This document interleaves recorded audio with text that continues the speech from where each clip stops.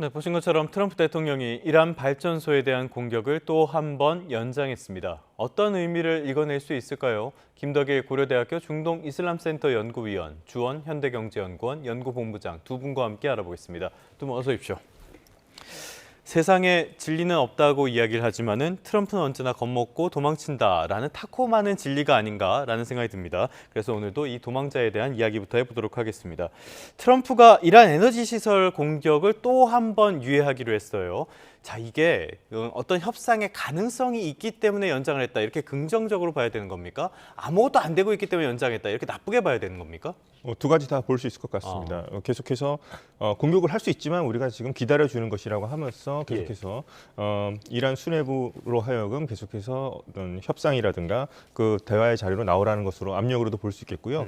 또 저는 일종의 좀 숨고르기도 필요하지 않나 미국 입장에서 이것은 어떻게 보면 또 하나의 또 최후 통첩으로도 볼 수 있습니다. 그래서 숨고르기를 통해서 다시 한번 지금 계속해서 미국의 전략 자산들이 계속 또 이동하고 있는 모습을 봤을 때 이란 정부를 더욱 더 압박하고 그 사이에 또 미국 전략 자산들이 계속 이동하는 시간을 줌으로써 만약에 협상이라든가 이런 것들이 트럼프 대통령의 뜻대로 되지 않을 경우에는 어떻게 보면 또 군사적 행동을 다시 할 수 있다는 그런 가능성을 보여준다 생각하고요.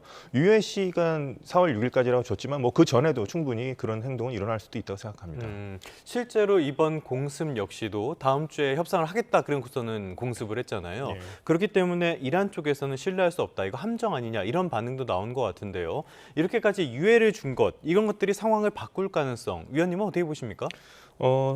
우선 답은 트럼프 대통령이 일단 정해놓고 있는 것 같습니다. 자신의 협상안을 받아라. 근데 사실상 이거는 이란 정부 입장에서는 이렇게 항복선언과 다름이 없는데요. 지금 그 협상안이라는 게 어떤 내용이죠? 협상안이라는 걸 봤을 때는 사실상 크게 봤을 때는 이제 세계 핵 능력을 이란 핵 능력을 제거하겠다고 볼 수 있겠습니다.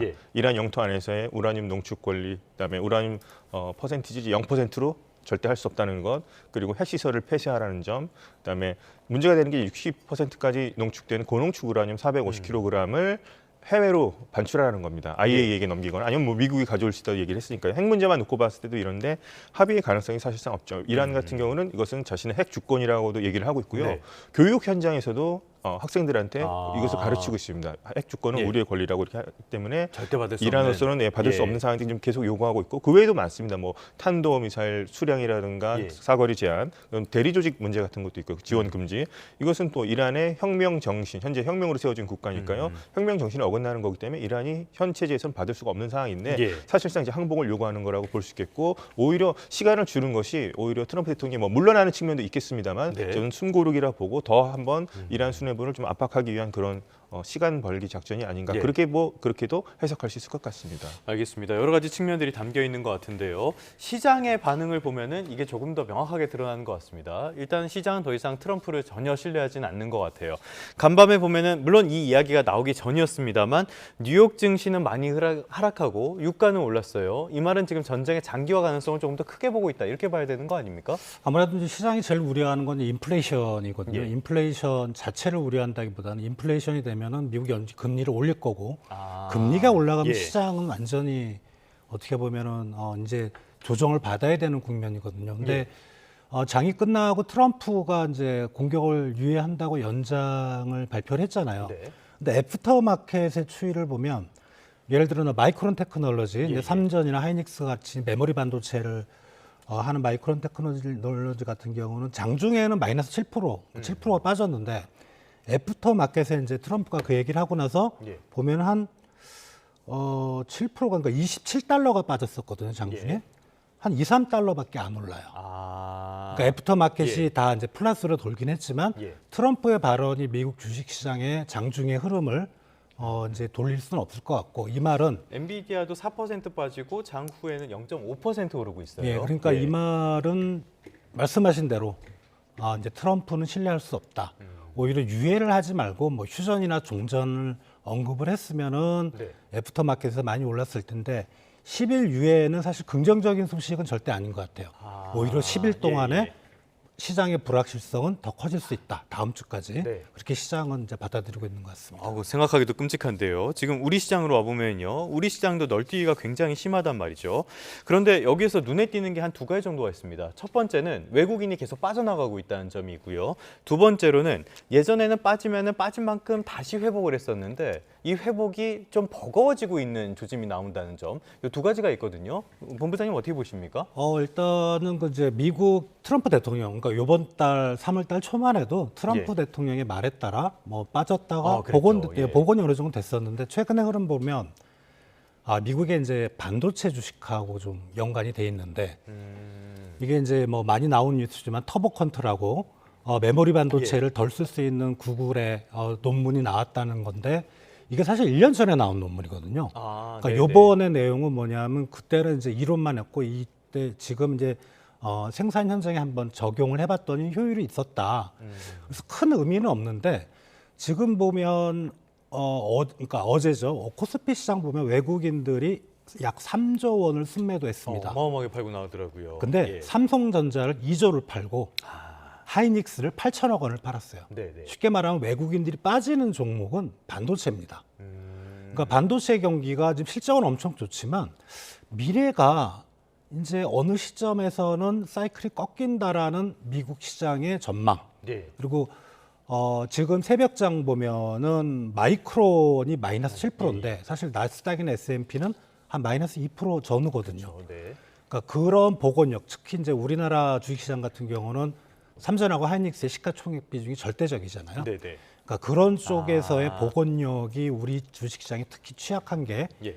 빠진 만큼 나중에 반등하더라도 그 정도만큼 안 되는 이제 복원력이 약한 그런 주된 원인이라고 생각이 됩니다. 말씀하신 것처럼 지금 전반적인 시장보다 반도체가 더 많이 빠졌는데 필라델피아 반도체 지수가 간밤에 거의 5%가 빠졌거든요. 이게 우리 시장에 어떤 영향을 미치게 될지 이 내용도 장 열린 다음에 다시 한번 살펴보면 좋을 것 같고요. 이번에는 이란 주변국들 상황도 한번 보도록 하겠습니다. 일단은 이스라엘은 전쟁을 끝낼 생각이 전혀 없는 것 같고요. 주변의 중동 6개 국가들은 이란이 자꾸 선을 넘는다 하면서 군사 개입도 시사를 했습니다. 반대로 예멘 쪽의 후티 반군도 참전할 수 있다 이런 이야기까지 했어요. 뭐 어떻게 되고 있는 겁니까?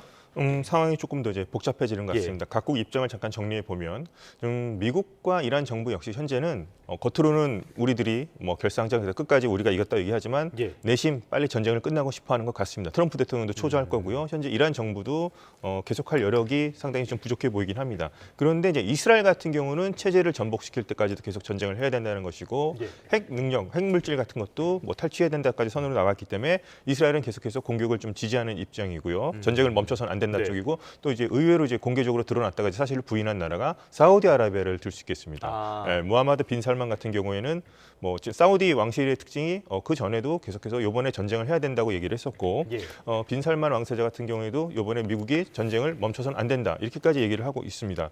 그래서 이스라엘은 계속해서 공격을 퍼부을 것 같고 계속해서 만약에 휴전 협상이라든가 어떤 협상의 단계로 넘어간다면 이스라엘은 최대한으로서 자신들이 할 수 있는 한 전쟁이 끝나기 전까지는 계속 공격을 퍼부을 것이고 사우디아라비아 같은 경우에도 참전까지는 아니지만 지금 상당히 인내하고 있지만 자신이 참전하지 않는 선에서 미국을 도와줄 수 있는 건 다 할 것 같습니다. 지금 뭐 사우디아라비아 내에 있는 뭐 공군 기지도 미국이 쓸 수 있게 해주고 있고요. 아랍에미리트도 상당히 피해를 많이 입었기 때문에 뭐 이란의 어떤 자산 같은 걸 동결하는 조치까지 취했습니다. 지금 보시면 중동 지역에서 피해가 굉장히 많이 늘고 있어요. 많이 늘고 있고 제가 지금 우려하는 건 이제 후티 반군이 어떻게 보면 친이란 대리 조직이라고 할 수 있는데요. 지도 보시면 이제 예멘 좀 사우디아라비아 남서쪽 끝에 있는 그쪽 이제 예멘의 후티 반군이 장악하고 있는데 여기는 이제 홍해를 후티 반군이 또 이란이 호르무즈 해협을 뭐 봉쇄 카드를 내민 것처럼 후티 반군이 봉쇄 카드를 내밀 수 있는 것이고요. 바벨 만데브라는 뒤꿈치처럼 그렇습니다. 바벨 만데브 해협인데 여기를 예를 들어서 후티 반군이 작전을 펼친다 할 경우에는 인도양에서 홍해, 또 유럽 지중해로 이어지는 그 우회 통로가 또 다시 한번 어려움을 겪게 될 것이고 이렇게 될 경우에는 또 이집트 같은 경우에는 이제 수에즈 운하의 수입을 통해서 상당 부분 의지하고 있고 현재 수에즈 운하를 통해서 좀 경제 발전을 추구하려고 하고 있는데 이집트 역시 뭐 직접 참전까지는 아니겠습니다. 이집트도 여기에 또 연루될 수가 있겠고 또 주변 국가들도 또 연루될 수가 있겠죠. 지금 그렇기 때문에 상황이 예를 들어서 홍해 지역까지도 이제 확전될 가능성도 있다 이렇게 볼 수 있겠습니다. 그래서 뭐 협상, 뭐 휴전 협상까지는 어떻게 멀고도 긴 아직도 좀 확실하게 보이지 않는 상황에서 해결책이 보이지 않는 상황에서 각국들이 상당 부분 더 개입할 가능성은 오히려 높아진다는 점을 저는 좀 우려하고 있습니다. 알겠습니다. 당장 우리에게 걱정이 되는 것은 역시 호르무즈 해협의 봉쇄 상황이 아닌가 싶은데요. 주한 이란 대사가 한국은 적대국은 아니지만 미국과 연관된 선박이기 때문에 통과는 못 시켜주겠다 이렇게 이야기를 했단 말이죠. 그렇다면 우리 선박의 호르무즈 해협 이 고립 장기화 계속 장기화될 수밖에 없는 상황 아닙니까? 예, 그렇습니다. 비적대적 국가라고는 얘기를 했습니다만 미국과 이스라엘과 연관이 없어야 된다고 하지만 많은 우리 선박 같은 경우 제가 봤을 때 미국 보험사라든가 미국 예. 관련 정유시설 같은 거를 전혀 연관이 없는 선박이 과연 몇 척이나 될까 생각해 봤을 때는 상당 부분 뭐 미국과 연관이 있을 수도 있고요. 그러면 그런 선박은 통과시켜주기 않겠다는 뜻으로 볼 수 있겠습니다. 네. 이 부분은 지금 이란 정부가 이 뭐 쿠제치 대사 같은 경우는 이란 정부의 외교 중앙 정부에서 이제 외교 지침을 받아서 이렇게 얘기하는 거겠습니다만은 이거는 좀 전 언어 도단이라고 생각할 수 있겠습니다. 이것은 이제 뭐 갈라치기 전략으로서 미국에 협력하지 말고 우리랑 얘기하면 될 것이다라는 네. 얘기라고 볼 수 있겠습니다. 다만 장기적으로 봤을 때는 이거는 결국 이란에게도 좋은 게 아닙니다. 자충수가 될 수 있고요. 하나 그래서 눈여겨보는 것 중에 하나가 프랑스의 합참을 중심으로 해서 예. 좀 군 수뇌부들이 모이기로 했습니다. 그래서 우리한테도 요청이 있었다고 요청이 있었고 예. 그러니까 점점 이게 그러니까 미국의 대이란 봉쇄 작전 많은 국가들이 거부감을 느꼈지만 네. 지금 반대로 이제 프랑스 쪽으로 하는 것은 우리나라도 지금 현재 포함이 돼 있죠. 여기에는 그래서 외교적인 부분에서 이란을 스스로 지금 고립시키는 전략으로 가고 있다는 네. 점에서 상당히 이란이 이렇게 얘기한다는 것은 법적으로도 맞지 않고 상당히 좀 근시안적인 정책입니다. 그래서 이란 정부에서 빨리 이 호르무즈 해협 같은 경우에는 이제 자유화 항행의 자유를 보장하는 쪽으로 나가야 되고 그렇지 않을 경우는 정말 본격적인 국제적인 압력으로 작용할 수 있고 네. 국제사회를 적으로 만드는 행위라는 점을 이란 정부도 조금 생각할 필요가 있을 것 같습니다. 길게 갔을 때 본인들에게 결코 좋은 일이 아닐 것이다. 네. 자, 당장은 보면요. 지금 시장이 많이 흔들리고 거시적인 지표들도 안 좋은 상황인데요. 지금까지 환율을 주로 말씀을 드렸었는데 오늘은 이 부분 한번 살펴봐야 되겠습니다. 우리나라도 그렇고 미국도 그렇고 지금 금리가 많이 오르고 있단 말이죠. 지금 상황이 왜 금리랑 연결이 되는 건지, 금리랑 오르면은 뭐가 어떻다는 건지 설명 좀 부탁드릴게요. 러시아 우크라이나 전쟁의 사례를 이제 그대로 가져오면 되는데 그때도 이제 유가가 뭐 100달러가 막 넘어가고 뭐 130까지 갔었고 예. 가스 가격이 오르고 하니까 이제 인플레이션이 아무래도 물가 상승이 높아지거든요. 네, 네. 그러면은 사실 공급 쪽에서 인플레이션 압력이 높아졌을 때는 중앙은행이 금리를 변동해서 대응하는 게 이론적으로는 아닌데 연준은 그때 막 0.75씩 올리고 그랬거든요. 자이언트 스텝 뭐 이런 말까지 나왔었죠. 예, 그럼 이런 상황이면 사실 그때 러시아 우크라이나 전쟁에서는 원자재나 원유에 우회 수출 교역 통로가 있었어요. 네. 지금 없단 말이죠. 네. 이제 유가는 더 오를 것이 분명합니다. 이게 단기간에 사태가 해소되지 않는 한 그러면 미국 연준은 이제 금리를 올릴 거다. 올릴 것이다. 연준만 올리는 게 네. 아니고 지금 유럽 중앙은행은 시장에서 나오는 얘기가 한두 달 내에 금리 인상을 할 거다라는 얘기까지 나오고 있거든요. 네. 모든 중앙은행들이 이제 금리를 올려야 되고 그렇게 되니까 상당히 이제 금리가 올라갈 것을 채권 시장에서 미리 예상을 하는 거죠. 그러니까 언제나 그렇습니다. 이론상으로는 중앙은행의 정책 금리가 오르고 시장 금리가 따라 올라가야 되는데 최근의 양상 절대 그런 게 아니고 시장 금리가 먼저 올라가고 나서 중앙은행이 금리를 따라 올리는 거죠. 그러니까 이게 채권 금리가 막 올라가고 채권 가격이 폭락하는 주된 원인이고요. 또 하나는 여전히 이제 불확실할 때는 사실 우리나라 국채 금리만 올라가는 게 아니고 우리나라 국채 금리가 이제 미국 국채 금리를 따라서 올라가고 있거든요. 네. 그럴 때는 안전자산이 미국 국채인데 안전자산의 끝판왕이니까 얘가. 그렇죠. 그럼 예. 금리가 그렇게 빨리 올라간다는 게 약간 이해는 안 가는 거죠. 그런데 미국조차도 달러는 아직은 예외지만 미국이 가지고 있는 안정적인 자산도 이제는 안전자산이 아니다. 그런 의미에서 채권 시장이 지금 매우 큰 혼란을 겪고 있는 겁니다. 알겠습니다. 일단은 채권에 대한 수요가 몰리면은 채권 가격이 떨어지면 또 금리가 오르는 그런 효과도 있으니까요. 여러 가지 사안들이 겹친 것 같은데 그래서 중요한 건 이거 같아요. 금리가 올라서 뭐가 어떻게 바뀐다는 거냐, 뭐가 문제라는 거냐 이 부분인 것 같거든요. 뭐가 문제인 겁니까? 세계 경제 성장률 IMF 1월 달 전망치를 보면 작년이나 올해 비슷하게 3.3, 3.3인데 네. 어제 이제 OECD가 확 내렸잖아요. 전반적인 세계 경제 성장률을. 그러면은 이게 3.3% 기준으로 해도 IMF가 이제 4월 달에 전망하면 거의 확률이 낼 텐데 상당히 낮은 성장률입니다. 이게 보통 한 3% 중반 이상은 돼야 어느 정도 정상적인데 자, 이런 저성장 국면에서 아무 이유 없이 그러니까 저성장 국면에서 경기가 회복되면서 물가 상승률이 올라가면 좋은데 그거는 이제 경기가 좋다는 신호인데 경제가 이제 앞으로 성장률이 더 떨어질 건 분명한데 여기서 물가가 오른다? 이거는 이제 고물가 저성장의 스태그플레이션이죠. 그래서 이 부분이 상당히 우려가 되고 지금 미국 주식시장이 빠진 것도 근본적인 힘은 미국 경제도 이제는 어려운 게 아닌가. 어려운 정도를 떠나서 만약에 트럼프 대통령이 좀 마음이 자비로워져서 이란에서 완전히 발을 빼지 않는 이상 미국 경제도 스태그플레이션에 빠지지 않나 이런 우려가 지금 시장을 지배하고 있습니다. 지금 본인은 빠지고 싶어하는 것 같은데 상황 자체가 쉽게 빠질 수 있는 그런 상황이 아닌 쪽으로 가고 있어서 더 골치 아픈 것 같아요. 그러다 보니까 이런 이야기도 나온 것 같습니다. 전 이야기 듣고 조금 황당했는데 헤그세스 장관이 전쟁을 먼저 이야기했다 이런 말을 언급을 하더라고요. 이게 한 나라의 지도자가 할 말인지는 잘 모르겠는데 어떻게 들으셨습니까? 이거 책임 전가에 소위 말하는 밑밥을 까는 겁니까? 트럼프 행정부 인물들의 면면을 봤을 때 헤그세스가 전쟁을 주장했을 법은 뭐 충분한 사람이긴 합니다. 근데 대통령이 최고 군 통수권자로서 이런 부분을 이제 국방장관이 해서 자기가 따라했다는 점은 약간 뭐 책임을 전가하는 걸로도 볼 수 있겠죠. 그래서 트럼프 대통령이 계속해서 승리를 지금 했다. 우리가 승리했고 지금 협상만 기다리고 있다. 뭐 휴전하러 나와라 이란에게 얘기하고 있지만 아직 결과가 나오지 않았기 때문에 슬슬 아까 말씀드렸다시피 헤그세스가 먼저 이것을 시작했다는 식으로 얘기를 한다고 볼 수 있겠고 만약에 뭐 말을 또 바꾸겠죠. 예를 들어서 뭐 승리가 거의 확실시 된다든가 목표가 달성된 경우 사실은 헤그세스 대신 본인이 먼저 시작했는데 헤그세스가 처음에 하는 것으로 내가 얘기를 해줬던 뭐 이런 식으로 또 말을 바꿀 수도 있는 상황이라 보고요. 잘 안 되면 남 탓, 잘 되면 자기 덕. 뭐 그렇게 얘기할 수 있을 것 같고 그래서 현재로서는 아직 결과가 나오지 않은 상황에서 이렇게 헤그세스를 먼저 지목하는 것으로 좀 볼 수 있겠습니다. 알겠습니다. 이건 약간 여담 같은 이야기인데요. 중요한 거, 우리에게도 중요한 게 하나 있습니다. 시진핑 주석과의 정상회담. 이거는 많은 분들이 관심을 가지고 있었을 사안인데 연기를 했다가 5월 중순 쪽으로 다시 추진을 한다라고 밝혔어요.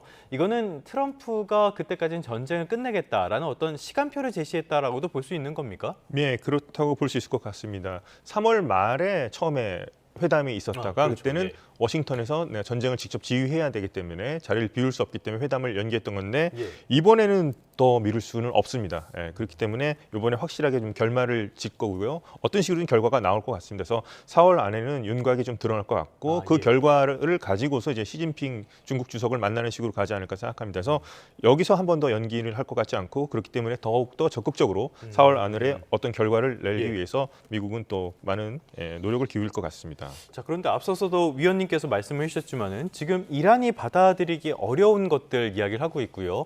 마찬가지로 이란도 미국에 받아들이기 어려운 요구들을 하고 있단 말이에요. 그렇기 때문에 이런 정상회담 전 그리고 트럼프가 다시 유예한 10일 전 어떤 결론이 나올 가능성에 대해서는 의견이 많이 엇갈릴 것 같은데요. 위원님께서는 어떻게 전망을 하십니까? 양측 다 협상 과정에서 너무나 지금 평행선을 달리고 있기 때문에요. 한간에서 이제 그런 얘기가 있죠. 그 전에 협상 내용과 지금이 뭐가 다를 바가 있느냐, 왜 전쟁을 했느냐 하지만 트럼프가 약간은 그래도 우위에 있다고 볼 수 있는 점 하나가 협상 전에 이란과 지금의 이란을 비교해 봤을 때 지금의 이란이 군사력이 많이 약화된 것은 사실입니다. 이제 그런 점에서 트럼프 대통령은 한 번 더 이런 식으로 협상에 압박을 가한다고 볼 수 있겠고 거기에 대해서 이란 또 역제안을 했죠.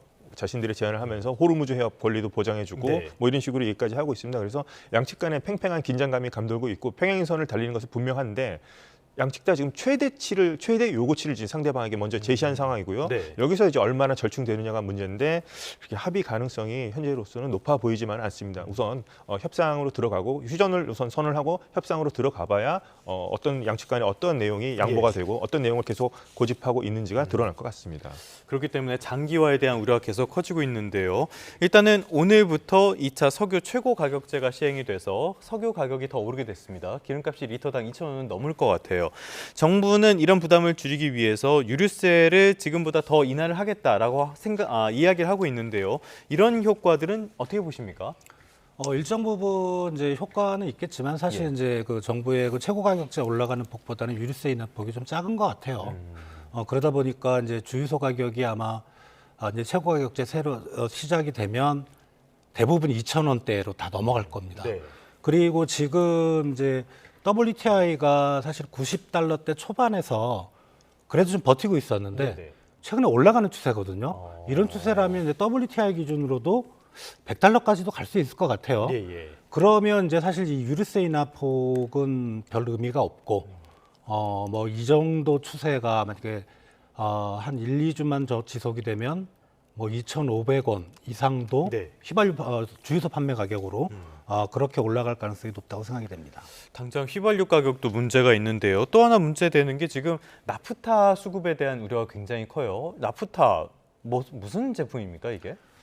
이제 원유를 정제하면 제 기준으로 이제 중학교 다닐 때 네. 공업 시간에 가등 경중 그래서 예. 가솔린 등유 경유 그래서 나프타가 또 부산부로 나오거든요. 공업 과목 오랜만에 들었습니다. 예. 나프타가 이제 우리나라로 들어오면 이제 우리나라의 국내 생산이 50%, 네. 해외 수입이 한 50%인데 그 해외 수입의 50%의 한 절대적인 부분이 중동 지역에서 오는데 그것도 막혀 있거든요. 네. 원유조차도 안 들어오니까 나프타 생산도 안 되고 나프타를 통해서 에틸렌이 되고 에틸렌이 기초 석유화학 제품을 다 넘어갑니다. 예. 가장 대표적인 게 라면 봉지. 그러니까 나프타가 안 되면은요 지금 우리 비닐하우스도 못 치고 예. 농산물도 우리 마트로 들어올 때는 다 포장이 들어오잖아요 비닐로. 네.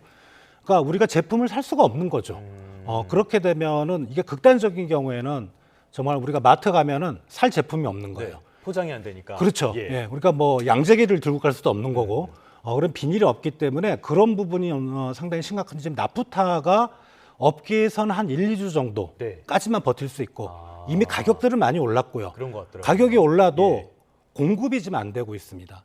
이제 그런 부분이 오히려 기름이 없으면 우리가 사실 뭐 재택근무를 하든 뭐 상업용 자동차 빼놓고는 그냥 왔다 갔다 거리면 되는데 예, 예. 이게 나프타가 없으면 결국은 우리 생명과 직결되는 문제입니다. 네. 그렇기 때문에 석유화학의 쌀이다라고 부른다고 하는데 그래서 정부가 내놓은 대책이 나프타 수출 금지예요. 오늘 0시부터 했거든요. 이거는 실효성을 어떻게 보십니까? 실효성은 있죠. 우리가 이제 석유화학 제품을 많이 만들어서 바깥에다가 이제 예. 수출하는. 근데 생각해 보시면 절반을 해외에서 수입했었단 말이죠. 예. 그러니까 우리가 수출 금지를 한다고 한들 큰 효과는 없을 것 같고 결국은 이 호르무즈 해협이 풀리지 않는 이상 예.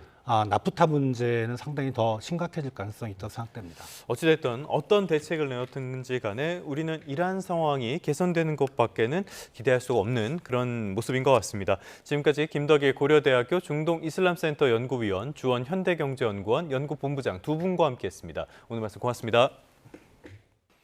트럼프 대통령이 이란에 열흘을 더 주겠다며 최대 압박을 이어가고 있습니다. 이란 내부에서는 지상전에 대비한 병력 100만 명을 조직했다는 주장이 나오는데요. 앞으로의 열흘이 중동 전쟁의 가장 중요한 분기점이 될 것으로 보입니다. 유지훈 한국국방연구원 선임연구원과 전황의 방향 전망해 보겠습니다. 어서 오십시오. 안녕하세요. 네. 자, 트럼프 대통령이 우리 시간으로 오늘 아침입니다. 조금 전에 얘기를 했는데 이란의 발전소 공격을 열흘 더 유예하겠다라는 발표거든요. 4월 6일 오후 8시로 정확히 못 박았습니다. 어떤 시간에 어떤 의미가 있다고 보십니까? 예, 뭐 트럼프 대통령이 이제 유예를 발표를 했는데요. 이게 단순한 유예라기보다는 그 외교적 협상과 그 군사적 압박을 좀 동시에 작동시키려고 하는 정치적 데드라인 설정이라는 좀 의미가 있는 것 같습니다. 기한을 설정으로 해서요. 그 미국이 원하는 협상안을 정해진 시간 내에 가져오지 않으면 군사적 행동을 지속할 수 있다는 좀 그 최후 통첩으로 볼 수가 있고요. 예. 이를 통해서 협상의 주도권이나 좀 우위를 확보하려고 하는 미국의 의도가 좀 다분히 포함되어 있다고 생각을 합니다. 근데 원래 닷새 줬다가 지금 열흘을 또 추가로 주다 보니까 이게 협상이 되고는 있는 건가, 되긴 되나 보다 이런 생각이 들거든요. 아무래도 이 기간이 좀 늘어났다는 것은 그 협상 과정에 있어서 물론 이견은 여전히 존재하고 있습니다만은 아직 긍정적인 좀 협상의 가능성이 좀 높아지고 있는 부분도 무시하지 못할 것 같습니다. 예.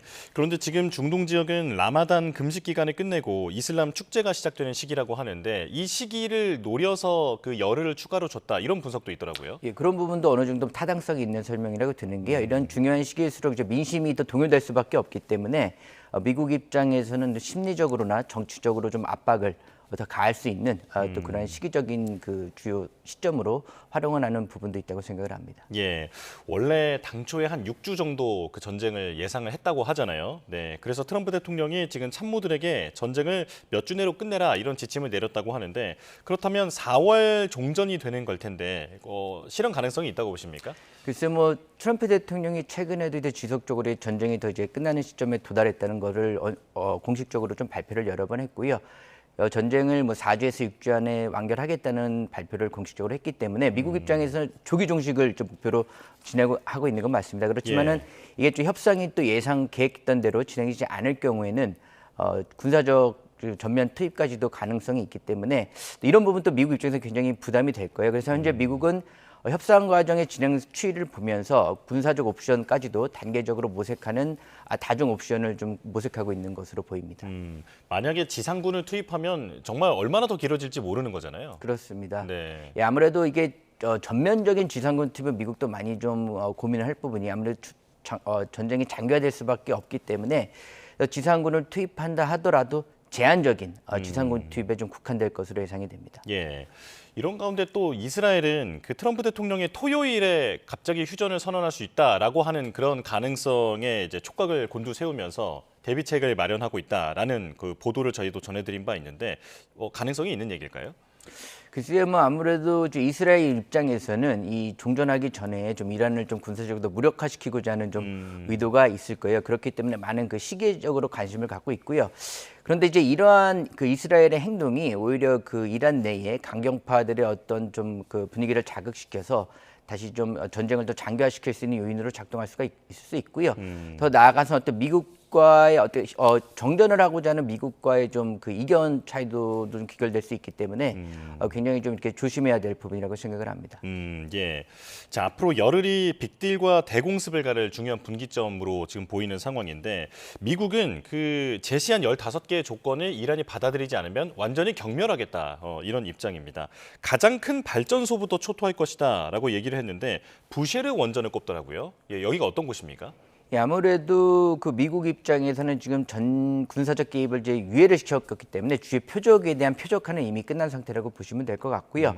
근데 지금 이제 언급된 원전 같은 경우에는 이제 초기 표적으로 좀 공격하기는 미국도 많은 부담이 있을 겁니다. 아무래도 방사능 문제라든가 또 많은 시민들의 피해가 예상이 되기 때문에 초기 표적으로서는 고위험 표적군에 속하는 에너지 시설이라고 보시면 될 것 같습니다. 그래서 미국이 얘기한 그 에너지 시설에 대한 공습이라는 건 일반적인 에너지 시설을 의미한다고 볼 수가 있고요. 원전 시설에 대한 공격은 미국 입장에서 굉장히 좀 조심하고 있는 부분을 알고 있습니다. 예, 만약 원전이 아니다 하더라도 다른 화력 발전이라든지 이런 발전소를 그 공격한다면 이란 입장에서는 그 괴멸적인 타격을 입게 되는 건 아닙니까? 그렇죠. 아무래도 그 전후 이후에까지 좀 생각을 해야 되는데요. 재건 과정에서의 핵심 인프라 시설들이 와야 되는 거기 때문에요. 이란 입장에서 굉장히 큰 부담을 안을 수밖에 없는 사안이라고 볼 수 있습니다. 예. 자, 어쨌든 지금 상황에서 이란 지도부는 이제 열흘 정도의 시간을 벌게 되는 상황입니다. 자, 그런데 지금 내부에서는 이란군의 대응을 부각하는 그 선전성 보도가 많아지고 있다고 하는데 100만 명이 집결했다. 뭐 미군을 지옥으로 그 보내기 위한 열의가 끌어넘친다. 이런 식의 보도가 나오더라고요. 내부 분위기 어떻다고 추측하십니까? 아무래도 이제 전쟁이 장기화되고요. 이란이 보유하고 있는 주요 무기 체계들도 많이 좀 무력화되면서 좀 무력감도 많이 좀 상승돼 있을 거예요. 특히 이제 최근에는 주요 혁명수비군 지휘관이 이제 사살되는 상황까지 벌어지면서 지휘 공백에 대한 우려도 많이 좀 부각이 되고 있는데요. 하지만 이럼에도 불구하고 이런 내부에서는 이런 지휘 공백에 대한 우려를 좀 상쇄하기 위한 좀 상징성 측면에서의 좀 행보라고 보시면 될 것 같습니다. 예, 이란의 지상군의 화력은 어느 정도 수준인가 이런 부분도 궁금한데요. 네, 어떻습니까? 예, 일단은 뭐 간과할 수는 없는 병력인 거는 맞습니다. 하지만은 지금 이제 미국이 이제 지상군 투입까지 얘기가 나오는 과정에 있어서 미국이 전면적인 지상군 개입을 좀 우려하는 부분 중에 하나도 현재 주둔하고 있는 이란의 지상군 병력의 위협을 좀 관가하지 못하는 부분이 있기 때문이거든요. 그래서 미국이 지상군을 투입한다 하더라도요, 현재 현존하고 있는 이란의 지상군 병력이 어느 정도 막강한 수준을 유지하고 있기 때문에 쉽지 않은 전쟁 양상으로 를 가능성이 높다고 볼 수 있을 것 같습니다. 예. 이란의 혁명 수비대 입장에서는 이제 그 지형이나 이런 부분들에 대해서 아주 익숙하기 때문에 잘 활용할 수 있을 것으로 보이는데 미국 입장에서도 큰 희생을 감수할 수밖에 없는 상황이겠죠. 그렇죠. 만약에 전면적인 지상작전으로 돌입하게 되면은 아까 말씀하셨던 그 이란만의 특수한 전장 환경을 고려했을 때 미국이 일정 부분의 피해를 피하기는 어려울 것 같습니다. 이런 부분 때문에 이제 미국이 전면적인 지상군 개입 자체에 대해서 많이 좀 조심하게 접근하고 있는 부분이 있고요. 말씀드린 것처럼 지상전을 취재한다 하더라도 제한적인 단기간에 끝날 수 있는 제한된 지상군 개입으로 좀 한정될 것으로 예상이 됩니다. 예. 그렇다면 그 전면전이 아닌 그 제한적인 작전이라고 하면 어떤 가능성이 있는지 이 부분이 궁금한데요. 그러니까 핵물질을 반출한다든지, 네, 혹은 하르그 섬을 점령해서 이걸 나중에 협상 카드로 사용한다든지 여러 가지 시나리오가 있거든요. 구체적으로 어떤 시나리오가 예상이 됩니까? 아무래도 지금 미국이 전개하고 있는 지상병력이요. 뭐 일본이나 미국 본토에서는 해병대 전력이라든가 공수부대 전력들의 규모를 봤을 때는 대규모 지상작전을 하기에는 굉장히 좀 제한적인 건 사실입니다. 네. 그러니까는 우리가 핀포인트 작전이라 그래가지고 주요 전략 거점을 점거하는 그런 작전에 좀 집중이 될 것 같고요. 말씀하신 것처럼 하르그 섬에 대한 전략적 거점이라든가 확보 이런 거점을 통해서 미국 유류 반출의 핵심 거점 역할을 하고 있는 그 전략적 요충지에 대한 좀 압박을 가할 것으로 생각이 됩니다. 만약 미군이 하르그 섬을 점령한다면 이란 입장에선 더 이상 잃을 게 없기 때문에 그냥 하르그 섬에 그 석유 저장고라든지 이런 거 상관 안 하고 그냥 마구 폭격해버릴 수도 있다. 그렇게 되면 유가가 정말 난리가 날 수가 있다. 이런 전망이 있더라고요. 어떻게 보십니까? 뭐 그런 가능성도 배제할 수는 없습니다만은 미국이나 이란 입장에서는 어쨌든 국제사회의 분위기라든가 아까 말씀하셨던 경제적 문제에 대해서도 좀 자유로울 수가 없기 때문에 굉장히 신중할 것이라고 생각이 들고요. 어느 정도의 임계선을 넘지 않는 한에서 이렇게 보복과 보복 그 행위들이 이렇게 좀 지속적으로 유지될 것으로 생각이 됩니다. 예.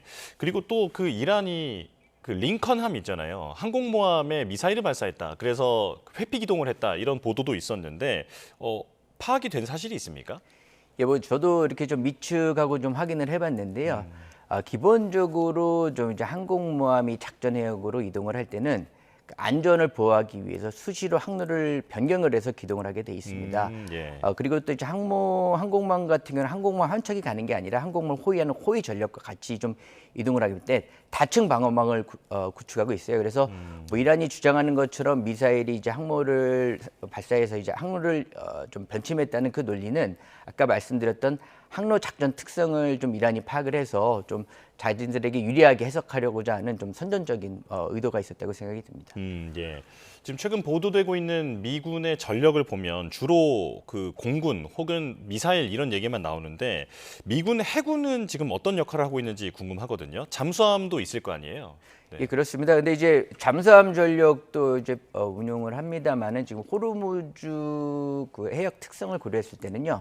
전장 해역까지는 좀 전개하는 것은 제한이 되고요. 예. 아마 외에서의 좀 그 감시 정찰 임무를 좀 수행하고 있을 가능성은 높은 것으로 판단이 됩니다. 네, 알겠습니다. 그렇다면 이제 잠수함이나 이런 부분들은 그 공격당할 가능성은 없는 겁니까? 그래서 아무래도 이제 잠수함 같은 경우는 좀 수중해서 작전을 하기 때문에요.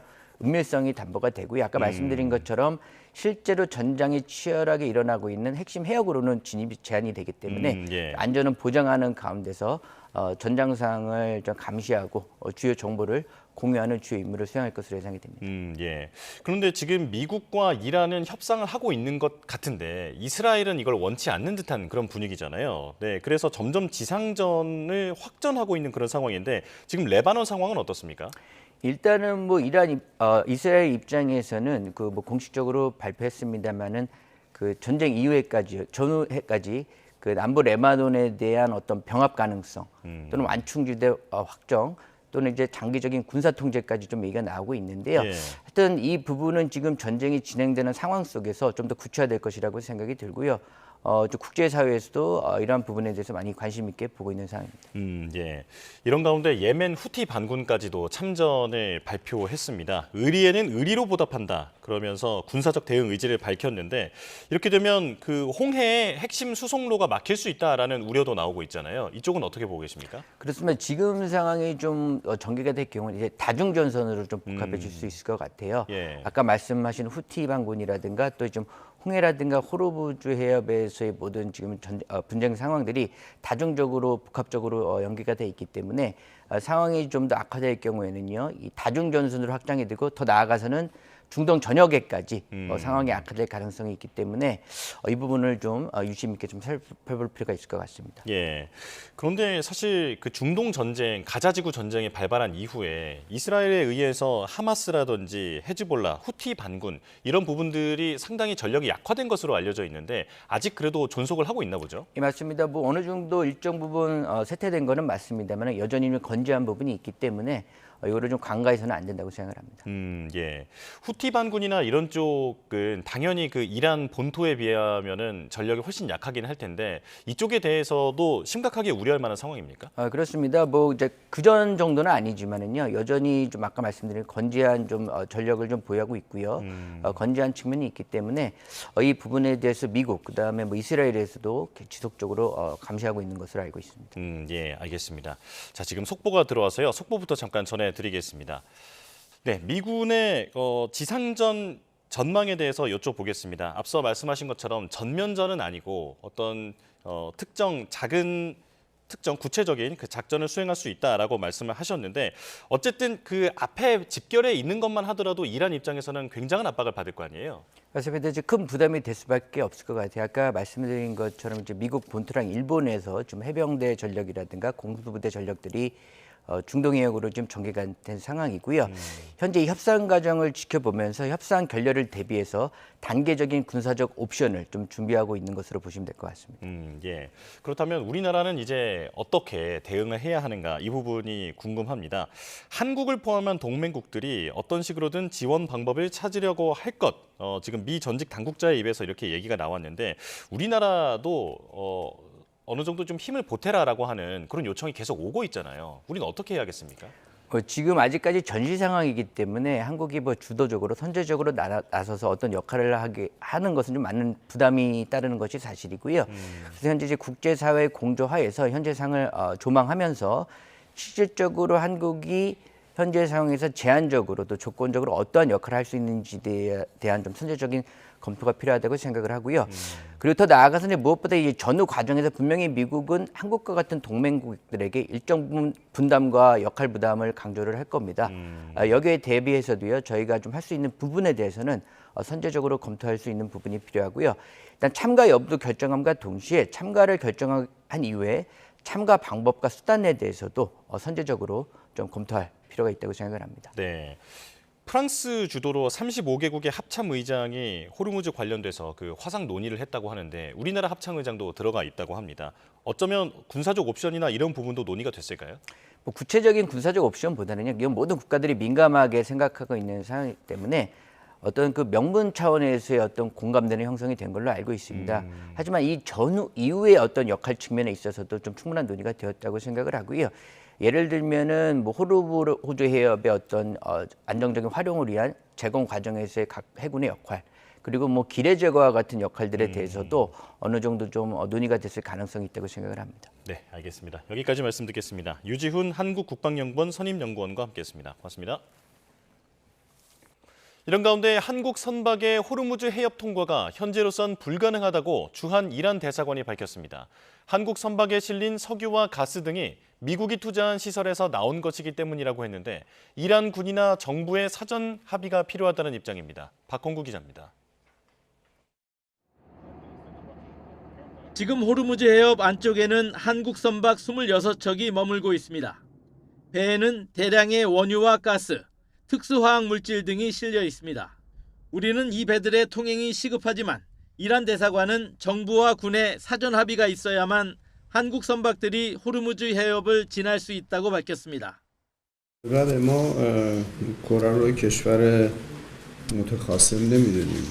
مواردی میتونه در واقع مخاطره‌آمیز باشه که بدون هماهنگی نیروهای مسلح ما بخوان از تنگه عبور بکنن. 쿠제치 대사는 또 이란 외교장관이 최근 조현 외교장관과 통화해 한국 선박 명단과 각 선박에 대한 자세한 정보를 달라고 공식 요청했다고 전했습니다. 그러면서도 전쟁 중인 미국과 이스라엘 기업들을 제재하는 것, 이란의 방어권이라며 미국과 거래하는 한국 선박의 통행 역시 제한하겠다는 뜻을 밝혔습니다. 한국 선박이 미국 회사가 투자한 시설에서 나온 석유와 가스를 싣고 있어 호르무즈 항행을 허가할 수 없다는 논리입니다. 이란 측은 또 한국과 같은 국가들은 결과보다 원인에 더 주목할 필요가 있다며 이란을 비난해선 안 되고 책임은 미국에 있다는 점을 강조했습니다. 이란의 양해 없이는 우리 선박의 호르무즈 해협 통과가 불가능하다는 사실이 재확인되면서 해법을 찾기가 쉽지 않아 보입니다. 미국과 이란 사이에서 물밑 협상과 외교적 노력이 더 절실해졌습니다. YTN 박홍구입니다. 한편 이란은 호르무즈 해협을 통과하는 선박을 대상으로 통행료를 징수하겠다는 방침을 밝혔습니다. 한 번 지나가는데 최대 우리 돈으로 30억 원에 달하는 수준입니다. 최기성 기자입니다. 수에즈 운하와 비슷한 식으로 호르무즈 해협을 지나려면 이란에 통행료를 내야 하는 상황이 현실화되고 있습니다. 이란 의회는 통행료를 공식화하는 법안을 추진하고 있습니다. 선박 1회 통행료가 최대 200만 달러, 우리 돈 약 30억 원 수준으로 알려졌습니다. 블룸버그 통신은 실제로 일부 선박이 통행료를 납부했지만 통화나 납부 방식은 불분명하다고 보도했습니다. 에스마일 바가이 이란 외무부 대변인은 최근 한 인터뷰에서 전쟁 상황으로 인해 호르무즈 해협 통과를 위한 일련의 조치가 시행 중이라고 말했습니다. 이란 같은 경우에 그동안은 국제사회의 호르무즈 해협을 이제 열어뒀지만 이거 언제라도 상황이 이상해지면 닫을 수 있다는 걸 보여주겠다라는 거고. 호르무즈가 막히면서 현재 걸프 해역에 발이 묶인 선박은 약 3,200척에 달합니다. 이란의 통행료 구상이 실현되면 이 선박들이 호르무즈 해협을 모두 통과하는 것만으로도 이란이 64억 달러, 하나로 10조 원에 이르는 수입을 얻을 수 있다는 계산이 나옵니다. 유엔 해양법 협약은 국제 항행에 쓰이는 해협에서 통과 자체에 통행료를 부과할 수 없도록 하고 있지만 이란은 서명만 했을 뿐 비준하지는 않았습니다. YTN 최기성입니다. 이번엔 중동 정세와 경제 상황 전문가 두 분과 알아보겠습니다. 차두현 아산정책연구원 부원장, 이인철 참좋은경제연구소장과 함께하겠습니다. 어서 오세요. 네, 안녕하십니까. 네.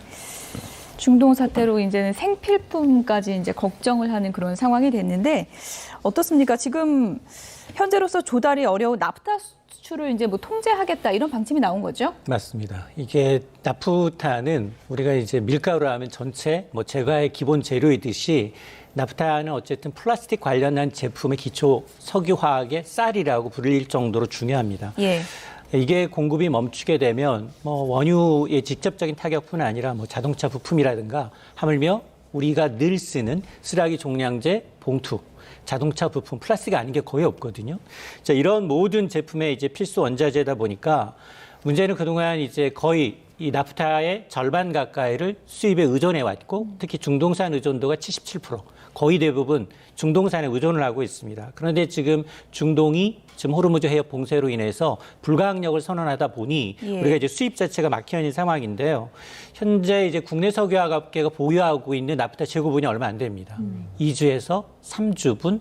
이러다 보니까 이 재고가 소진이 되면 4월 말 정도가 되면 이제 이 나프타 공급이 안 돼서 이걸 갖고 가공해야 되는 우리 석유화학단지, LG화학을 포함해서 여천 NCC 이런 석유화학단지가 공장이 강제로 셧다운 될 수 있다라는 이제 우려가 커지고 있는데요.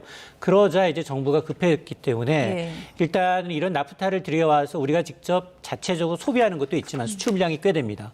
전체 물량이 11%는 수출하고 있는데 일단 이 수출을 전면 중단하겠다. 그리고 그 물량을 국내로 돌리겠다라는 거고요. 일부에서는 벌써 매점 매석 우려가 있습니다. 그래서 매점 매석을 지금 통제하겠다라는 거고 이것도 모자라면 4월 중순 후반부터는 아마 이제 정부가 보유하고 있는 비축유 물량도 방출할 것으로 보입니다. 네, 상황이 이렇게 되자 이제 실생활에 쓰이는 그 종량제 비닐 있잖아요. 이것에 대한 어떻게 보면 사재기 분위기까지 좀 느껴졌는데요. 오늘 아침에 김성환 그 에너지부 장관이 현재 상황에 대해서 이렇게 얘기를 했습니다. 먼저 듣고 오시죠. 저희가 전체 조사를 다 해보니까 전체 지자체 지방정부 중에 50% 이상은 6개월 이상 그 봉투를 가지고 있고요. 아주 일부 지역은 이제 한두 달밖에 없기도 한데 보통은 한 3개월, 4개월치는 다 가지고 있더라고요. 최악의 경우에는 그 해당 지방정부에서 종량제 봉투 없으면 그냥 일반 비닐봉투에 버리셔도 됩니다. 이렇게 할 수도 있어요.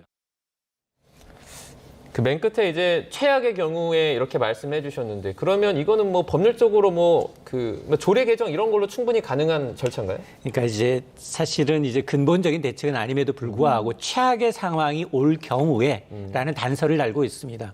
우리가 이제 마스크 대란도 경험해봤고 요소수 대란도 경험을 해봤는데 이게 사실은 일부 지자체의 경우는 앞서 이제 방송에서 언급됐던 것처럼 한두 달 정도. 근데 이제 이런 종량제 봉투는 거의 매일 사용해야 되거든요. 그러다 보니까 타이트한 이제 수급을 고려하게 되면 지금 최악의 경우에는 이제 우리가 이제 사용하고 있는 일반 이제 하얀 이제 봉투를 써도 된다라는 의미로 들리긴 합니다만 그런 비상 조치를 검수할 수 있는 단계는 아직은 아니지만 그럼에도 불구하고 이 사태가 중장기적으로 지속이 되고 우리가 추가적인 물량 확보에 좀 어려움을 겪게 된다면 당장 사재기를 막아야 되거든요. 사재기로 인한 어떤 투심림 막아야 되기 때문에 정부가 이제 이런 방안까지도 검토를 하고 있는 것으로 보입니다. 사재기를 하면은 더 불안감도 커지고 더 혼란이 올 수 있다. 그렇기 때문에 좀 피해달라 이런 당부의 얘기도 있었고요.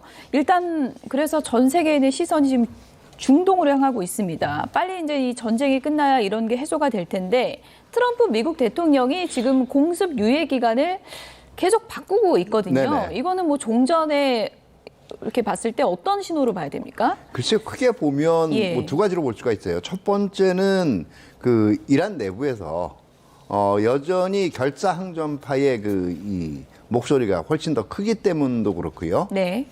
두 번째는 이 이란도 그렇고 미국도 그렇고 양측이 제시한 안에 대해서 견해차가 너무 크기 때문일 수 있습니다.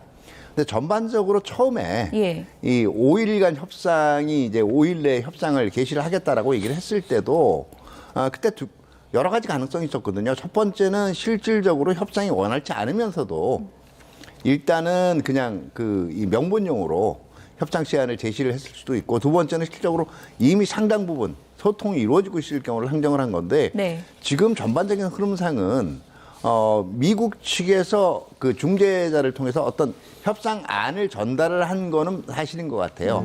근데 이 수준에서 더 못 나가고 있는 게 아니냐는 생각이 드는데요. 일반적으로 우리가 어떤 조건을 제시하고 상대방을 압박해 나갈 때 시간을 줄입니다. 그러니까 만약에 10일간 협상 개시한다 그러다가 닷새 더 줄 테니까 답을 달라.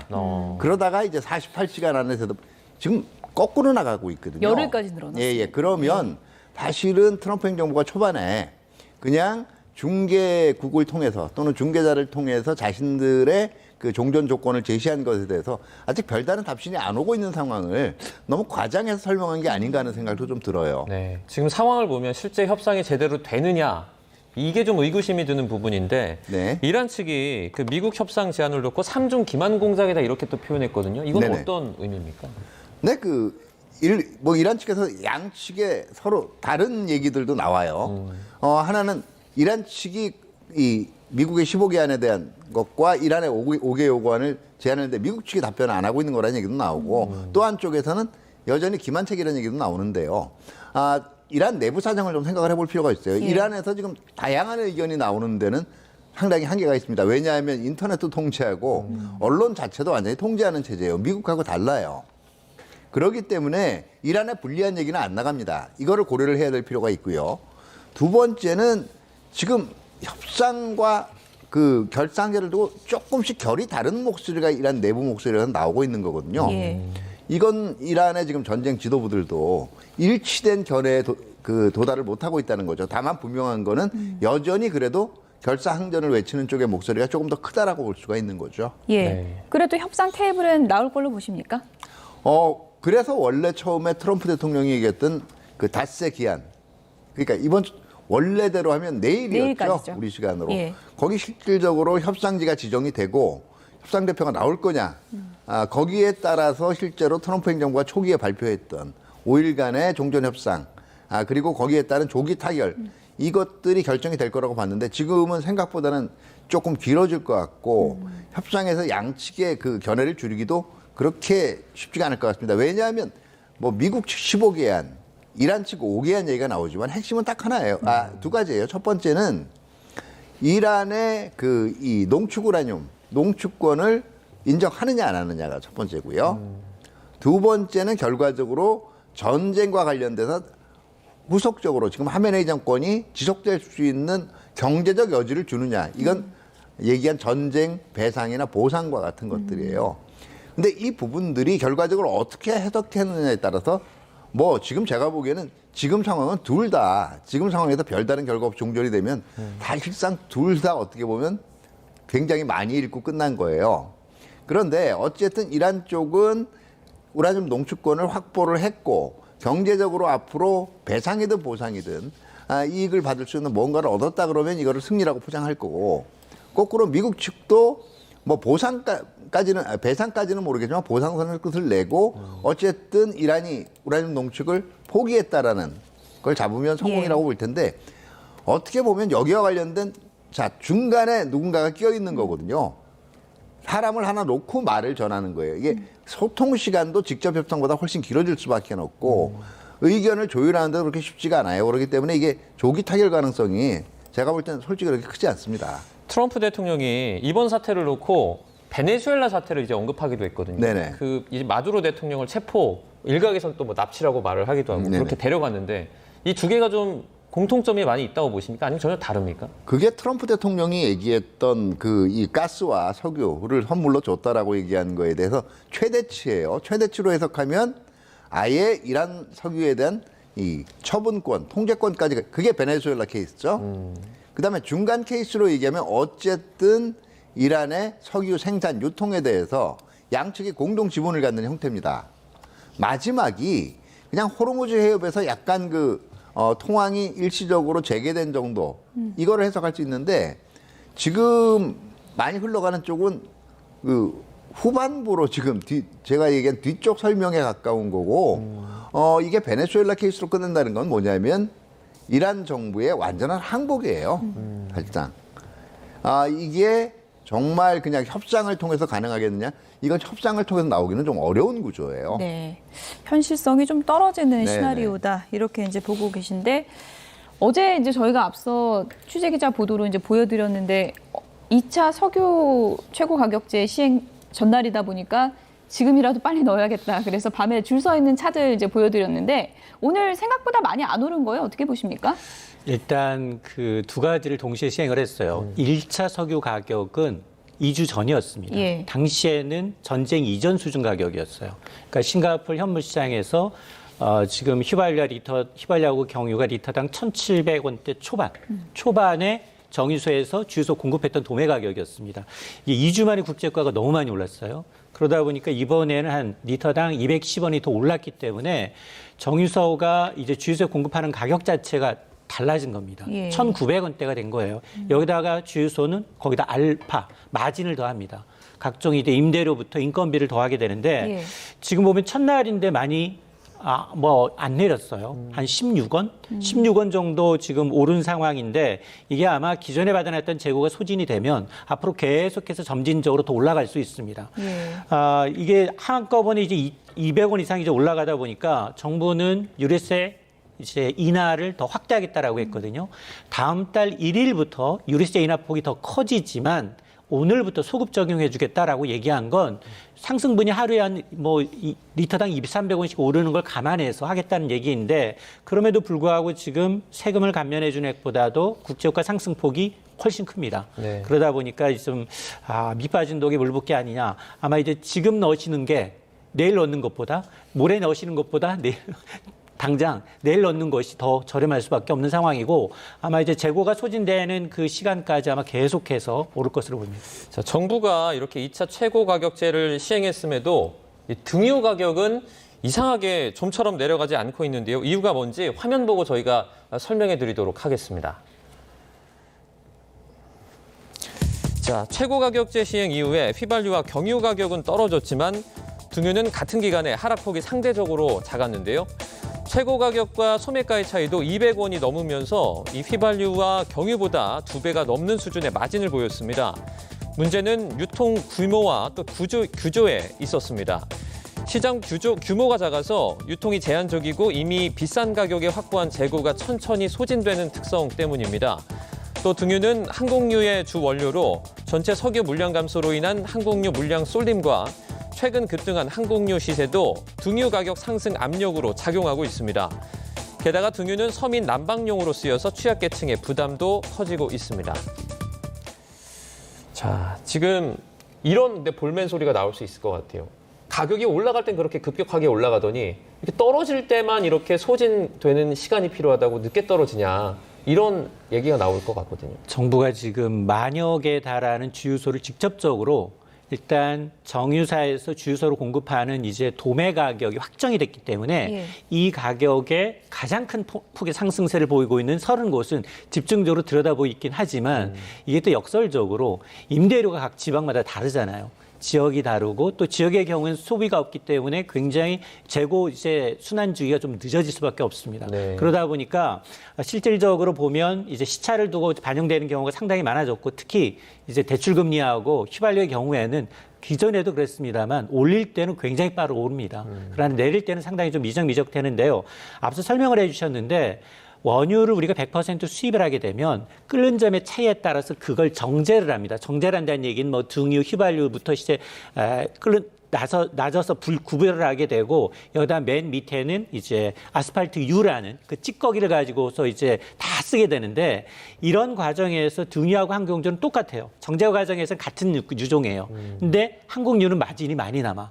등유는 서민용으로 쓰이다 보니까 사실 정유소 입장에서는 항공유 비중을 더 높게 가져갈 수밖에 없는 구조입니다. 네. 그래서 아마 지금 이렇게 이제 난방유가 부족하게 되면 취약계층뿐만 아니라 이제 하우스 농가들이 굉장히 이제 문제가 되기 때문에 아마 이제 3, 4월 한전기 난방이 필수적이다 보니까 아마 이제 농산물 가격에도 영향을 미칠 가능성이 커졌습니다. 이거저거 뭐 가격 다 오르게 생겼는데 또 하나 이제 이렇다 보니까 걱정되는 게 이제 비행기 표값이요.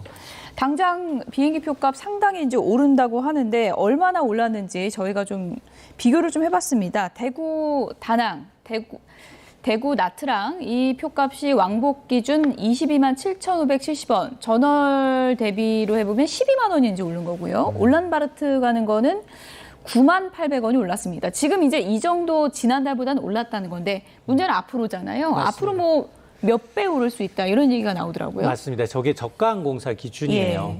저게 티켓값이 아니라 티켓값은 그대로 플러스 알파 유류 할증료가 오른 겁니다. 그러니까 유류 할증료는 싱가포르 현물 시장에 33단계로 구별이 돼 있는데 지난달 오름보를 감안해서 지금 33단계 중에 한꺼번에 12단계가 올랐어요. 그러니까 저가항공사가 뭐 10만 원에서 20만 원 정도 이 동남아의 이제 왕복 항공권이 유류 할증료가 오른 건데 아마 국적항공기의 이제 미주나 유럽의 경우에는 45만 원, 50만 원 가까이 올랐기 때문에 이건 발권일 기준입니다. 그러니까 4월이나 5월에 여행하실 분이라면 3월 지금 발권하게 되면 오르기 전 항공권 가격으로 여행을 하실 수가 있고, 근데 지금 보면 이게 통상 이제 시차를 두고 만약에 여기서 전쟁이 끝난다 하더라도 국제유가는 예전처럼 60, 70달러대로 돌아갈 확률은 굉장히 낮습니다. 이제 이번 시설 파괴로 이제 정제 시설을 다시 복구하는 데는 석 달에서 6개월 이상 걸린다라고 얘기하고 있기 때문에 아마 시차를 두고 항공요금은 더 부담이 이어질 가능성이 높습니다. 네, 이런 가운데 이란이 그 호르무즈 해협을 통과하는데 통행료를 징수하겠다 이런 말을 꺼내놓기도 했습니다. 실제 통과되면 이란이 받으려는 그 선박 1회당 가격이 200만 달러, 그러니까 우리 돈으로 한 30억 정도 되는 수준이라고 하는데 그렇죠. 가능성이 있나요? 이게 2019년에도 이 얘기가 됐었지만 그때는 이제 결국 유예가 됐었죠. 이게 결과적으로 한 이 선박당 이렇게 30억 정도의 통행세를 받게 되면 이게 국제 관행이 깨지는 것도 있고요. 이게 원가 상승으로 다시 이어져요. 에너지도 마찬가지로. 그만큼 이게 어떻게 보면 극한수입니다. 그러니까 지금 이란 정권도 그만큼 오늘 내일을 모르는 그 거의 막바지에 몰려 있기 때문에 나오는 막바지 카드라고 볼 수가 있어요. 이게 뭐 국제적 신인도부터 다 지금 떨어지는 문제거든요. 그런데 그만큼 실질적으로 전후 복구라든가 정권이 생존하기 위해서 이 정도 비용은 이제 있어야 된다는 판단이 있기 때문에 지금 이거 단순히 압박용으로 보기는 힘들어요. 만지작거리는 거라고 볼 수가 있거든요. 그러니까 겉으로 보면 여러 가지 목소리 나올 수 있는 미국 언론과는 달리 지금 한 가지 목소리 이외엔 나오지 않는 거기 때문에 굉장히 표정 관리는 잘 되는 편이죠. 근데 지금 이란 정권 지도부가 느끼고 있는 이 상황 인식도 굉장히 심각하다고 볼 수가 있는 거죠. 예. 어쨌든 극과 극의 상황이 몰리면 또 극적인 합의, 휴전이 나올 수도 있는 그런 거잖아요. 이스라엘 언론에서는 또 휴전 가능성도 좀 보도가 되고 있는 상황이어서 뭐 휴전의 조건이 마련될 가능성은 있다고 솔직하게 말씀드리면 그렇게 좋은 전망을 말씀을 못 드려서 죄송한데요. 제가 애초에 생각을 했던 시나리오가 한 3가지였어요. 첫 번째는 트럼프 행정부가 이 셀프 종전, 이제 뭐 한 다음 주쯤 웬만한 목적은 다 달성됐다. 이제는 앞으로는 협상을 통해서 풀어나가겠다고 이거 셀프 종전 선언하고 이제 나오는 케이스이고, 이 경우는 그래도 한 2, 3개월 지나면 뭐 이 지금 전쟁 이전은 아니더라도 유가도 그렇고 원자재 수급도 안정화되는 케이스고요. 두 번째 생각을 해볼 건 굉장히 긍정적인 시나리오예요. 이제 갑자기 극적으로 타협이 이루어져서 이 경우는 뭐 빠르면 2, 3개월 내에도 안정화가 될 수가 있는 거겠죠. 그런 상황이 있고, 근데 첫 번째 케이스는요, 이미 너무 많이 나와버렸어요. 너무 많은 말을 했고, 트럼프 행정부 입장에서는 결과적으로 이게 자신의 정치적 몰락까지를 불러올 수 있는 시나리오이기 때문에 이거는 못할 거예요. 세 번째. 그 다음에 마지막 두 번째 시나리오는, 긍정적인 시나리오는 지금 철저하게 이제는 이게 미국의 능력이라고 해서 이란 내부 상황에 달렸어요. 가능성은 물론 있습니다. 근데 얼마만큼 이란 정권 지도부 내 분열이 가속화가 되느냐. 그러니까 가능성이 지금 당장은 이게 결상 전파들이 더 목소리를 얻고 있는 상황이, 지금 이란 내부 상황이 거의 정확하게 전해지지 않거든요. 그러니까 뭐 가능성은 있지만 이게 어쨌든 이란 내부 상황을 지켜봐야 되는 변수가 있고, 제가 조금 어떻게 보면 부정적인 전망을 하는 건, 굉장히 안 좋은 시나리오로 나올 수 있는 세 번째는 뭐냐면, 자, 첫 번째 나오는 흔히 얘기하는 타코라고 얘기하죠. 트럼프 대통령은 언제나 막판에 꽁무니를 뺀다. 이걸 방지하기 위해서 열흘 후, 아니면 열흘이 아니고 다음 주쯤 정말 이란 내 에너지 시설 그리고 나머지 민간 시설을 향해서 대규모 공격을 가하고, 이렇게 되면 뭐 결상전파 쪽으로 더 힘이 실리겠죠. 그런 다음에 이제 군사작전 목표는 끝났다고 미국은 발을 떼고, 호르무즈 해협 안전 문제는 답답한 국가들이 알아서 해라, 이제 이렇게 손을 뗄 수가 있고요. 이란 같은 경우에도 당장은 이렇게 되면 하메네이 후속 정권이 생존하는 듯하지만 제가 볼 때는 몇 개월 못 버틸 거예요. 근데 이 이후가 더 암울하다는 거죠. 이렇게 되면 아무도 호르무즈 해협 같은 경우에는 상황 통제를 못 하게 돼요. 지방의 민병 세력도, 이러면 그 여파가 올 말까지도 갈 수가 있다라는 거죠. 여러 가지 시나리오 가능성을 얘기를 해주셨는데, 트럼프 미국 대통령 발언이 너무 좀 오락가락하다 보니까 이제 주식시장에 미치는 영향도 좀 미미해지는 거 아니냐, 이런 얘기도 있습니다. 그러니까 이제 학습 효과라고 하는데요. 트럼프 대통령은 늘 이제 세게 강하게 얘기를 해놓고 말을 번복하거나 시점도 뭐 5일 하루 남겨놓고 또 연장하다 보니 시장에서는 이제 조금 4, 5주가 지나면서 학습 효과로 좀 둔화되고는 있지만, 그럼에도 불구하고 여전히 중동 사태에 대한 이제 우려, 특히나 3고 현상, 지금 고유가, 그리고 고환율, 여기 달러 강세를 의미하고요. 고금리. 이게 지금 시장의 가장 큰 리스크거든요. 특히나 여기에다가 이제 이 구글이 발표한 이제 터보 컨트라는 기술로 인해서 한국의 메모리 없이도, 메모리는 6분의 1로 줄었지만 속도를 이제 8배 이상 이제 빠르게 가동할 수 있는 기술이 발전되다 보니까 삼성, SK 하이닉스와 같은 대형주들이 영향을 받고 있습니다. 네, 알겠습니다. 중동 정세와 경제 상황 전문가 두 분과 함께 짚어봤습니다. 두 분 모두 오늘 고맙습니다. 네, 감사합니다.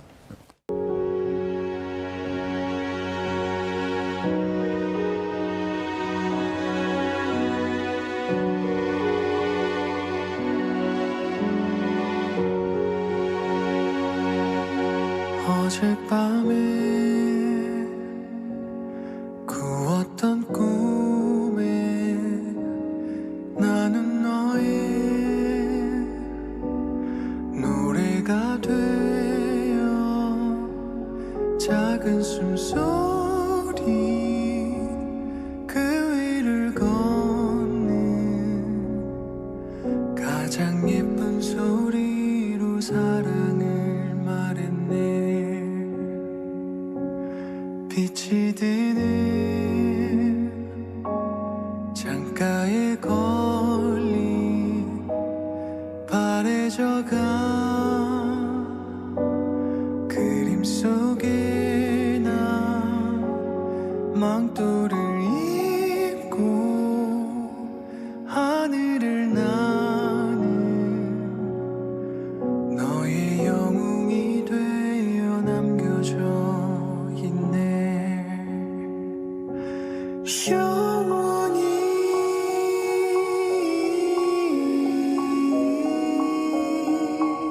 시들지 않은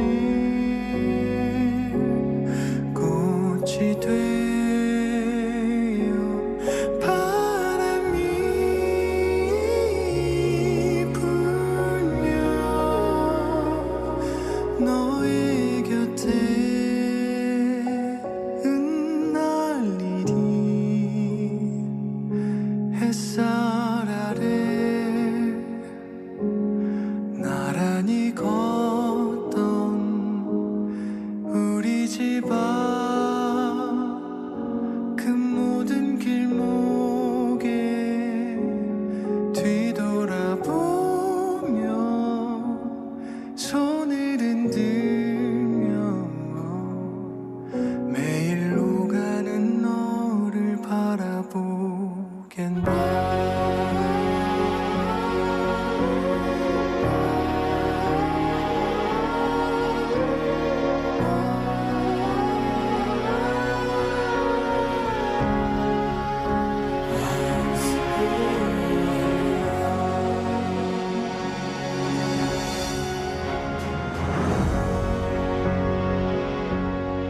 고 윤영아 소령, 고 한상국 상사, 고 조천영 상사,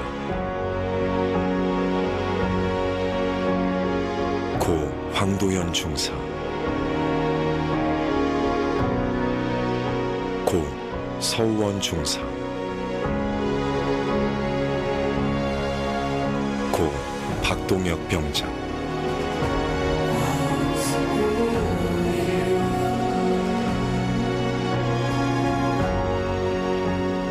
고 이창기 중위, 고 최한권 원사, 고 남기훈 원사, 고 김태석 원사,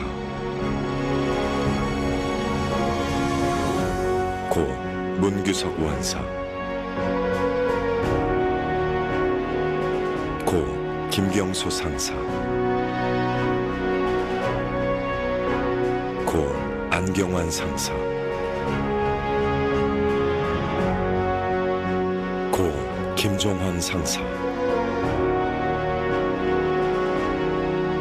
고 민평기 상사, 고 최종환 상사, 고 정종률 상사, 고 신선준 상사, 고 박경수 상사, 고 강준 상사, 고 박석원 상사, 고 임재엽 상사, 고 손수민 중사, 고 심영빈 중사, 고 조정규 중사, 고 방일민 중사, 고 조진영 중사, 고 문영욱 중사, 고 박보람 중사 고 차균석 중사 고 이상준 중사 고 장진선 중사 고 서승원 중사 고 서대호 중사 고 박성균 중사 고 김동진 중사 고 이용상 하사 고 이상민 하사 고 이재민 하사 고 이상희 하사 고 이상민 하사 고 강현구 하사 고 정범구 병장 고 김선명 병장 고 안동엽 병장 고 박종훈 병장 고 김선호 병장 고 강태민 상병 고 나현민 상병 고 조지훈 상병 고 정태준 일병 고 장철희 일병 고 한주호 중위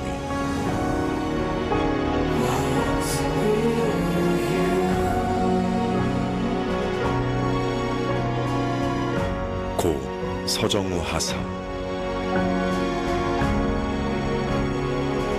고 문광욱 일병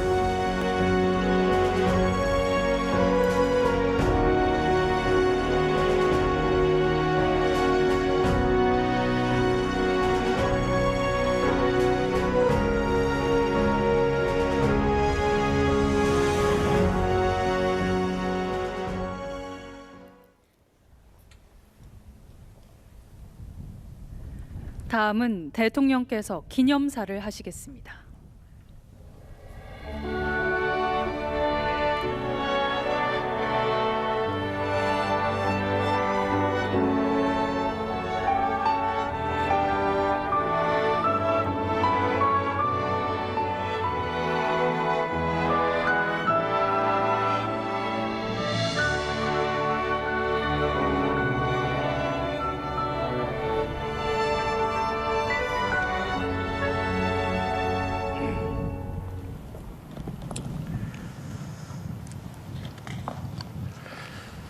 존경하는 국민 여러분, 서해 수호 유가족과 참전 장병 여러분, 그리고 귀한 자리를 함께 빛내주신 내외 귀빈 여러분,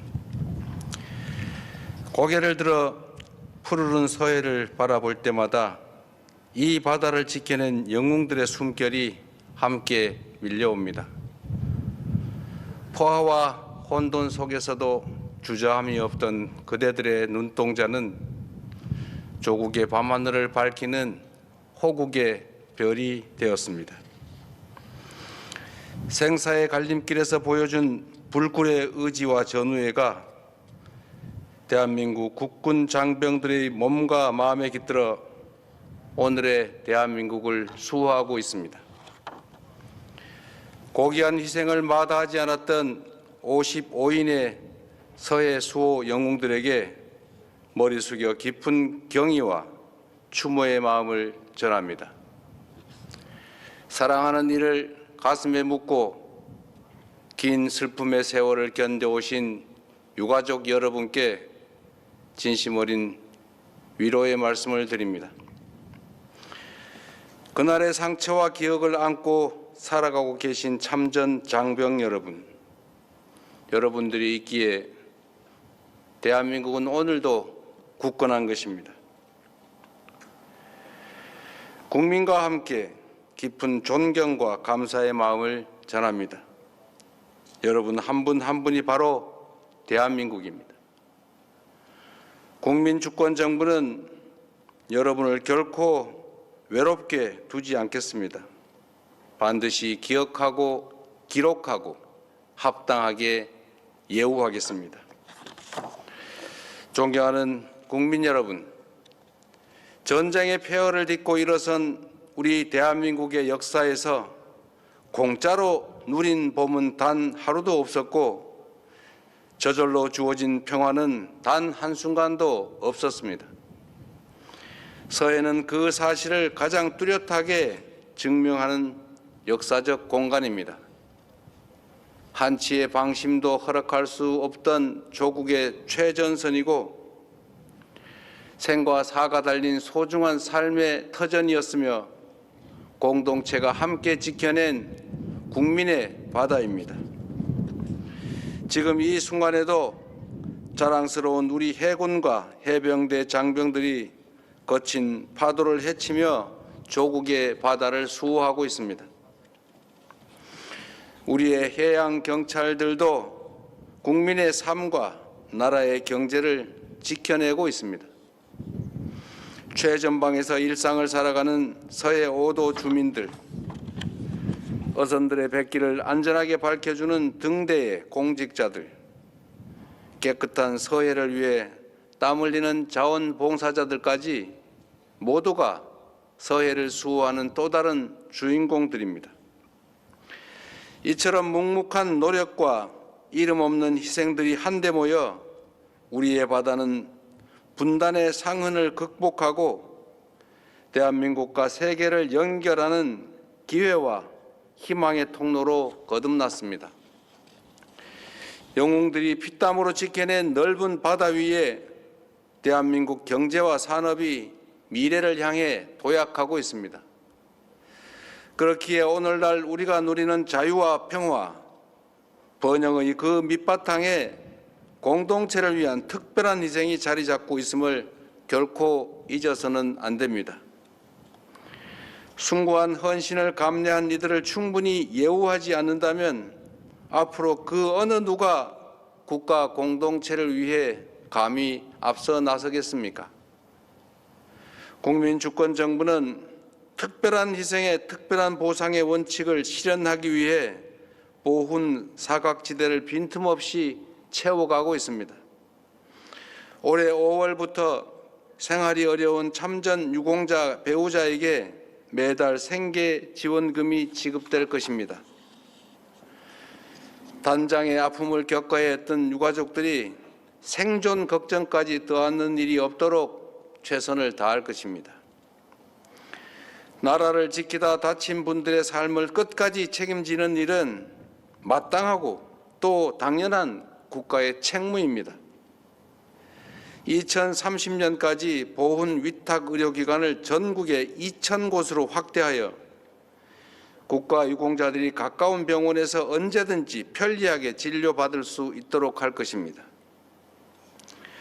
군 복무의 시간이 사회에서 정당한 자산으로 평가받을 수 있도록 제복 입은 시민들이 자긍심을 갖고 복무에 임할 수 있도록 할 것입니다. 이를 위해 공공부문에서 제대 군인의 호봉이나 임금을 산정할 때 근무 경력에 반드시 의무 복무 기간을 포함하도록 했습니다. 국가와 공동체를 위한 희생에 합당한 대우로 보답하면 할수록 우리의 안보는 더욱 튼튼해지고 함께 행복한 대한민국을 향해 한 걸음씩 더 나아갈 수 있을 것입니다. 사랑하고 존경하는 국민 여러분, 55인의 서해 수호 영웅들이 피와 땀으로 지켜낸 것은 단지 바다 위의 경계선이 아니었습니다. 우리가 걱정 없이 누리고 있는 오늘의 일상이자 우리의 후손들이 두려움 없이 꿈을 키울 수 있는 내일이었습니다. 이제 우리의 책임은 분명합니다. 그들이 목숨으로 지켜낸 바다를 더 이상 분쟁과 갈등의 경계가 아니라 평화와 번영의 터전으로 전환하는 것입니다. 평화가 밥이고 평화가 곧 민생이고 평화가 최고의 안보입니다. 싸워서 이기는 것도 중요합니다. 싸우지 않고 이기는 것은 더욱 중요합니다. 그러나 이보다 더욱 중요한 것은 싸울 필요가 없는 평화입니다. 강력한 국방력으로 우리 국민과 대한민국의 영토를 흔들림 없이 지켜내는 동시에 전쟁과 적대의 걱정이 없는 평화로운 한반도를 만드는 일이야말로 서해 수호 영웅들이 우리에게 남긴 시대적 사명이라 믿습니다. 오늘 호국 영령들의 넋을 기리며 다짐합니다. 대결과 긴장이 감돌던 서해의 과거를 끝내고 공동 성장과 공동 번영의 새 역사를 써내려가는 일에 온 힘을 다하겠습니다. 영웅들이 흘린 피와 땀이 명예와 자부심으로 대한민국의 밝은 미래로 찬란하게 빛날 수 있도록 위대한 대한국민 여러분과 함께 뚜벅뚜벅 전진하겠습니다. 다시 한번 서해 수호 영웅들의 안식을 기원합니다. 감사합니다.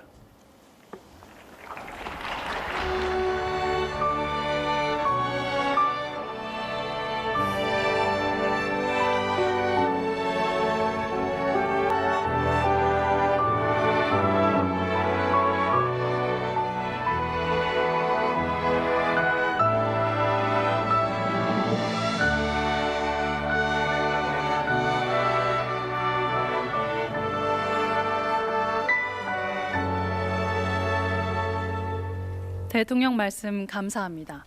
함께하면 무엇이든지 극복하고 이겨낼 수 있습니다.